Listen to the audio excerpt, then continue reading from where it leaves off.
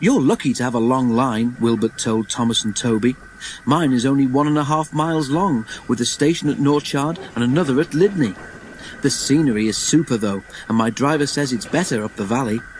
Our volunteers are going to open that bit too. They work hard, but it takes a long time." One of Wilbert's first jobs was at the lead mine. "Don't pass the danger notice," Thomas warned. "I fell down a mine once." Wilbert smiled. "I've worked in a colliery," he said, "so I know about danger notices. But," he added, "there was an engine once who thought he knew better." "What happened?" asked Toby and Thomas. Wilbert paused. "This engine didn't have a name," he began. "Just a number, 16, and he worked in a steelworks. One of the jobs that 16 and his friends had to do was to take the waste from the works in special trucks to a place they called the tip.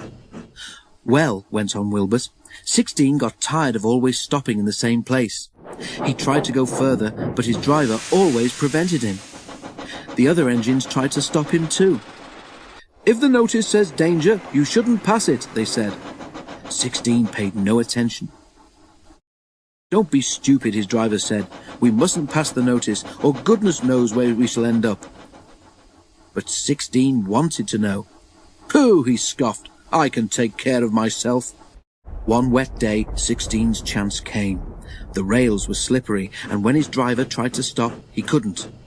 You see, 16 had asked the trucks which were in front of him to carry on past the warning sign. They did just that, and their momentum pulled 16 with them. "You silly engine," scolded his driver.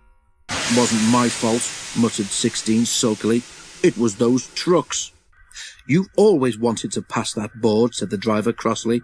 "I believe you asked them to drag us on purpose." A foreman ran towards them. "What are you doing there, driver?" he shouted. "It's not safe." "The trucks dragged us," explained the driver. "Well, come to the office with me, and you, fireman, get your engine back on firm ground before it's too late," ordered the foreman.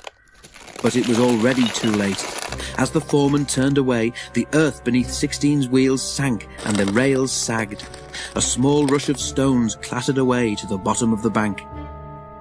16's fireman knew that if he tried to move the engine now, he would only make things worse. "Ooh, groaned 16. Beneath his weight, the rails sagged even more. Suddenly, they fell away completely. As the fireman leapt for safety, 16 overbalanced. The coupling between him and the trucks broke, and he rolled cab over wheels down the bank. He reached the bottom with a crash and lay on his side, looking surprised and leaking steam in all directions. "Help!" he gasped weakly. Thomas and Toby were silent.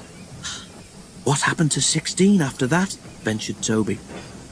"Oh, he was rescued," Wilbert said, "but he wasn't repaired, and he was sent to the back of the shed in disgrace." "Is he still there?" asked Thomas. "He got better than he deserved," smiled Wilbert. "Some preservation people came and bought him, and now he lives in the Midlands. But I think he's lucky to have been given a second chance." Thomas and Toby could only agree.